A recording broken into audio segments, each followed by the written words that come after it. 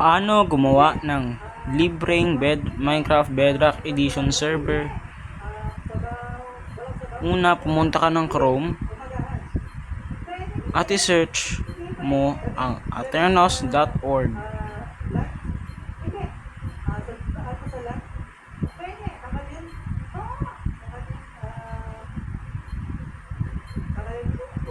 Pagkatapos mong i-search ang aternos.org, mag-scroll ka lamang at pinutin ang play. Pindutin mo ang create a server.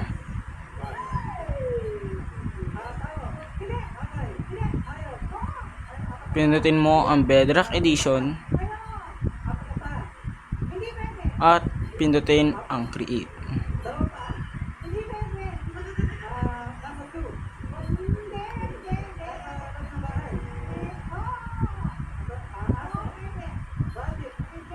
Ang kailangan mo lamang gawin ay pindutin ang start. Maglalabas ito ng advertisement at pindutin mo lang uli ang start at i-accept mo ang EULA.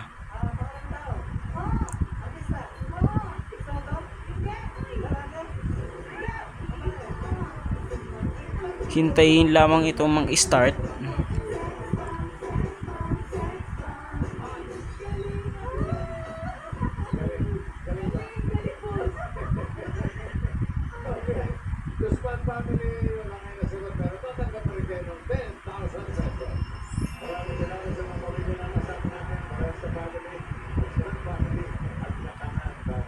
Pagkatapos naman nitong mag-start, ay pindutin mo naman ang add to my servers.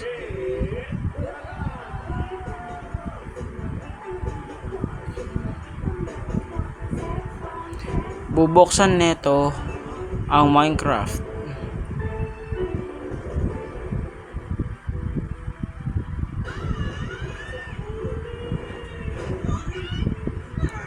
Pagkatapos ito buksan ng Minecraft, pumunta ka sa servers at andun na ang iyong bagong server. Pindutin mo lamang ang iyong bagong server at pindutin ang join. Hintayin lamang makapag-join at makakapaglaro ka na sa iyong bagong server.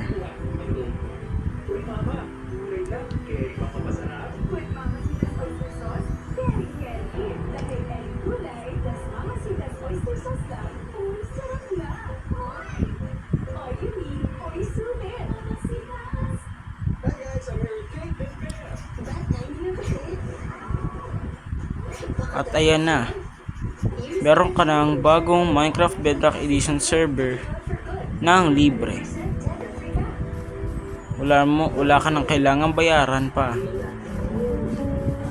Kung nakatulong ang video ito sa iyo, siguraduhin mong makapag-subscribe sa channel na ito at i-like ang video ito kung gusto mo pa gumawa ng iba pang mga videos tulad nito.